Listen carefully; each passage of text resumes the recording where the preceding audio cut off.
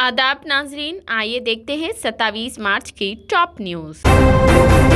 कविता की ईडी समन के खिलाफ अर्जी पर सुप्रीम कोर्ट करेगी आज समाअत, क्या कविता को मिल जाएगी राहत। सुप्रीम कोर्ट 27 मार्च यानी आज भारतीय राष्ट्र समिति के लीडर और तेलंगाना के वजीर आला केसीआर की दुख्तर के कविता की एक अर्जी पर समाअत करेगी, जिसमें मनी लॉन्ड्रिंग के केस में इन्फोर्समेंट डायरेक्टरेट की तरफ से सिमन को चैलेंज करने और गिरफ्तारी से तहफ्फुज हासिल करने की दरख्वास्त की गई है। ये केस दिल्ली एक्साइज पॉलिसी घोटाला से मुताल्लिक है। जस्टिस अजय रस्तोगी और बीला एम तरवेदी की बेंच कविता की अर्जी पर समाअत करेगी। बीआरएस लीडर ने अपने खिलाफ तमाम इल्जामात को मुस्तरद किया है। सरकारी जराये के मुताबिक कविता का ईडी के जरिए पूछताछ के दौरान हैदराबाद के ताजिर अरविंद रामचंद्र पिल्लई के बयानात का सामना करना पड़ा, जिन्हें इस केस में गिरफ्तार किया गया है। इसके अलावा इस केस में मुबैना तौर पर मुलव्विस चंद दीगर अफराद पर भी शक है। कविता का बयान मनी लॉन्ड्रिंग की रोकथाम एक्ट PMLA के तहत रिकॉर्ड किया गया। सुप्रीम कोर्ट ने गिरफ्तारी से तहफ्फुज और ईडी की जारी करदा सिमन को चैलेंज करने वाली उसकी अर्जी पर 15 मार्च को समाअत करने पर इत्तेफाक जाहिर किया था। वहीं 11 मार्च को 44 साल की बीआरएस लीडर अपना बयान रिकॉर्ड करने के लिए ईडी के सामने पेश हुई और 16 मार्च को दोबारा पूछताछ के लिए तलब की गई। उससे आखिरी बार 21 मार्च को तकरीबन 10 घंटे तक पूछताछ की गई थी, जो इन्फोर्समेंट डायरेक्टरेट के सामने तीसरा दिन था।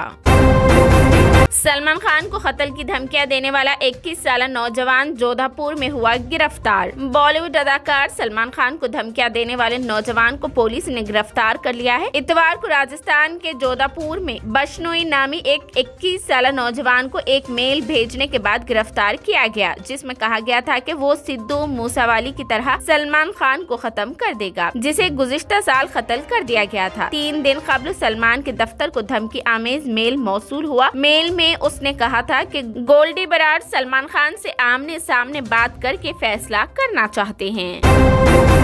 राखी सावंत ने रखा पहला रोजा, इफ्तार का वीडियो हुआ सोशल मीडिया पर वायरल। रमजान मुबारक का मुकद्दस महीना शुरू हो चुका है। आम लोगों के साथ साथ मशहूर शख्सियात भी रोजा रख रही है। बी टाउन की ड्रामा क्वीन कहलाने वाली राखी सावंत फातिमा ने भी पहले बार रोजा रखा। इस्लाम कबूल करने के बाद ये उनका पहला रोजा है। अदाकारा के पहले रोजे की इफ्तार की वीडियो सोशल मीडिया पर खूब वायरल हो रही है। बताया गया है कि राखी सावंत ने हफ्ता यानी 25 मार्च 2023 को अपने घर पर इफ्तार पार्टी का एहतमाम किया था, जिसमें उनके दोस्तों ने शिरकत की थी। इस दौरान मीडिया भी उनकी इफ्तार पार्टी में पहुंच गई। सोशल मीडिया पर वायरल होने वाली वीडियो में राखी सावंत अपने दोस्तों के साथ इफ्तार खोलते हुए नजर आ रही है। इस दौरान अदाकारा ने अपने कपड़ों पर बुर्का पहना था। राखी सावंत को इस तरह रोजा रखते देखकर लोग बहुत खुश हैं और उनकी तारीफ कर रहे हैं।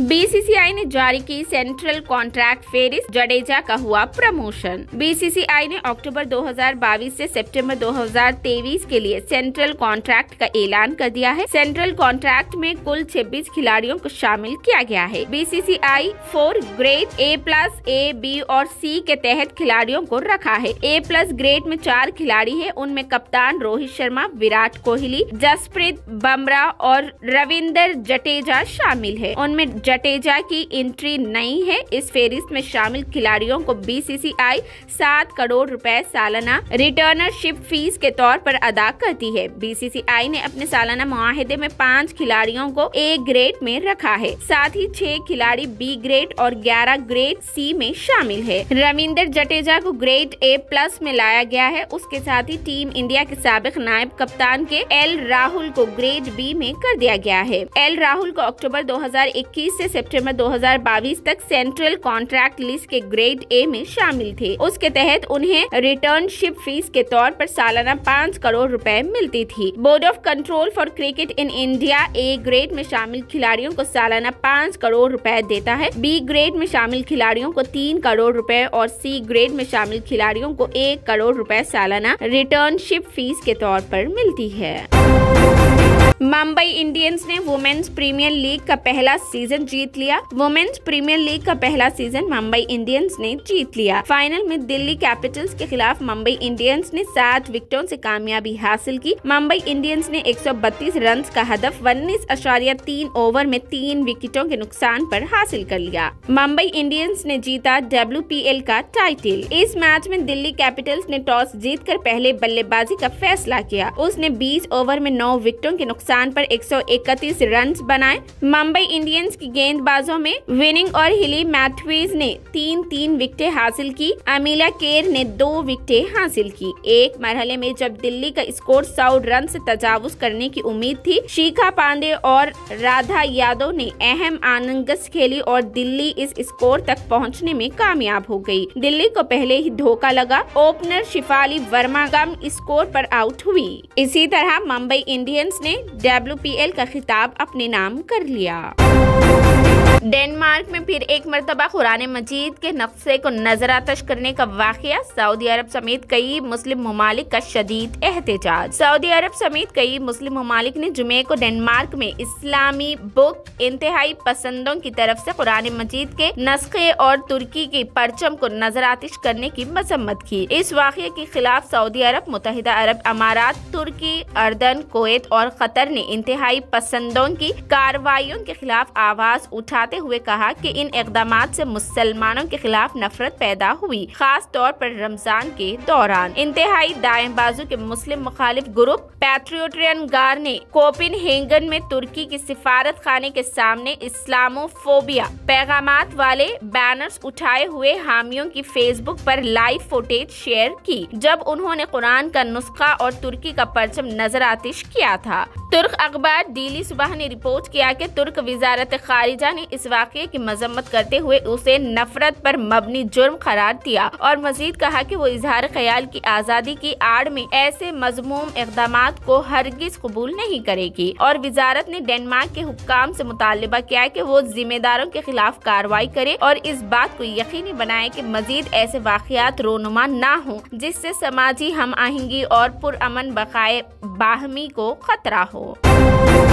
बिल्किस बानो की इज्तिमाई अजमत रेजी का एक मुजरिम सरकारी तकरीब में स्टेज पर। तकरीब में MP और MLA भी थे मौजूद। गुजरात के मशहूर बिल्किस बानो इज्तिमाई अजमत रेजी केस में वक्त से पहले रिहा होने वाले मुजरिमों में से एक की तस्वीरें मंजर आम पर आई है, जो एक सरकारी तकरीब में BJP के रुकने पार्लियामेंट और रुकने असेंबली के साथ स्टेज पर बैठा नजर आया। मीडिया रिपोर्ट्स के मुताबिक 25 मार्च को दाहोद जिला के करमादी गाँव में पानी की सरबराही की स्कीम से मुतालिक एक प्रोग्राम मुनाकिद हुआ।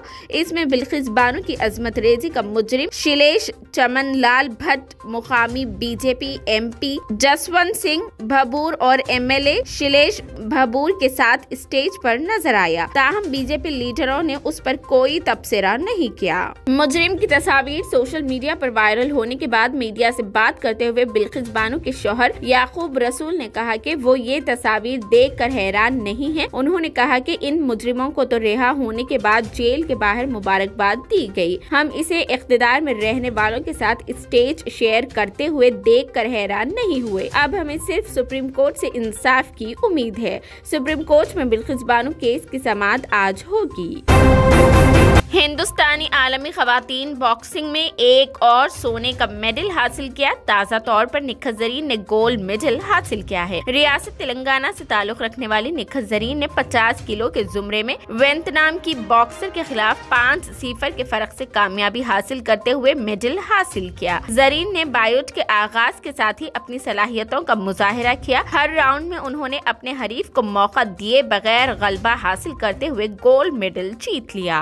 वहीं इस मौके पर चीफ मिनिस्टर KCR ने खवातीन की आलमी बॉक्सिंग चैंपियनशिप में गोल्ड मेडल जीतने वाली निखत जरीन यानी गोल्डन गर्ल को मुबारकबाद दी। दफ्तर चीफ मिनिस्टर की जानिब से जारी करदा पैगाम में KCR ने निखत जरीन की जानिब से गोल्ड मेडल जीतने पर खुशी का इजहार किया। उन्होंने कहा कि निखत जरीन ने एक मर्तबा फिर गोल्ड मेडल हासिल किया, जिस पर तेलंगाना को फख्र है। मुसलसिल मेडल्स हासिल करते हुए निखत जरीन ने आलमी सतह पर अपनी सलाहियतों का लोहा मनवाया है। KCR ने मजीद कहा कि तेलंगाना हुकूमत खेलों की तरक्की और खिलाड़ियों की हौसला अफजाई करते हुए उनकी फलाह बहबूद के अहद की पाबंद अहद है।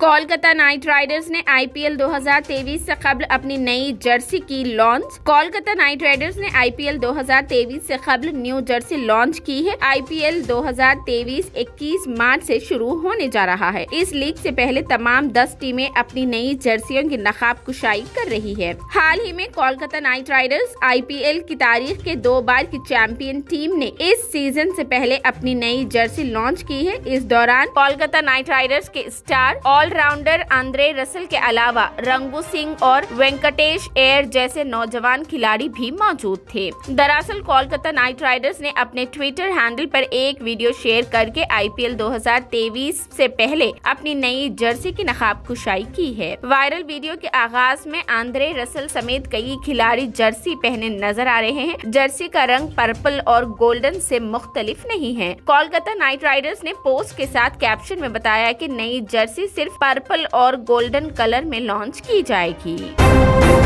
नेपाल का तैयारा एयर इंडिया के तैयारे से हजारों फीट बुलंदी पर फिजा में टकराने वाला था। चौकसी से टल गया बड़ा हादसा। एयर इंडिया और नेपाल एयरलाइंस के तैयारे फिजाई तसादुम से महफूज रहे। पायलटों को चौकन्ना कर दिया गया, जिसकी वजह से 2 तैयारों के दरमियान एक बड़ा हादसा टल गया। ये वाकया जुमे का है, जिसका ताखिर से इल्म हुआ। नेपाल की सिविल एविएशन अथॉरिटी CANN ने एयर ट्रैफिक डिपार्टमेंट के अपने 3 अफसरान को अगले अहकामात तक ओहदे से मुअत्तिल कर दिया है। नेपाल की सिविल एविएशन अथॉरिटी ने बताया कि त्रिभुवन इंटरनेशनल एयरपोर्ट के एयर ट्रैफिक कंट्रोलर्स ADC को अगली नोटिस तक कंट्रोलर के ओहदे से हटा दिया गया है। दर हकीकत जुमे की सुबह नेपाल एयरलाइन का एयरबस A32 तैयारा मलेशिया के दारुल हुकूमत कोलालमपुर से खटमंडू की तरफ लौट रहा था। उसी वक्त एयर इंडिया का तैयारा नेपाल से खटमंडू की तरफ जा रहा था। दोनों तैयारे आसमान में बहुत करीब आ गए। जब एयर इंडिया का तैयारा 19,000 फीट की बुलंदी से नीचे उतर रहा था, तो नेपाल एयरलाइन का तैयारा 15,000 फीट की बुलंदी पर परवाज कर रहा था। रेडार से जाहिर हुआ कि दोनों तैयारे करीब हैं। नेपाल एयरलाइन का तैयारा 7,000 फीट की बुलंदी पर उतरा, जिसकी वजह से बड़ा हादसा टल गया। सिविल एविएशन अथॉरिटी ने मामले की तहकीकात के लिए 3 रुकनी कमेटी तश्कील दी है। CAAN ने इन 9 उम्र अफसरान को मुअत्तिल कर दिया, जो वाक़ये के वक्त कंट्रोल रूम के इंचार्ज थे। इस वाक़ये पर एयर इंडिया की तरफ से फिलहाल कोई रद्द अमल सामने नहीं आया।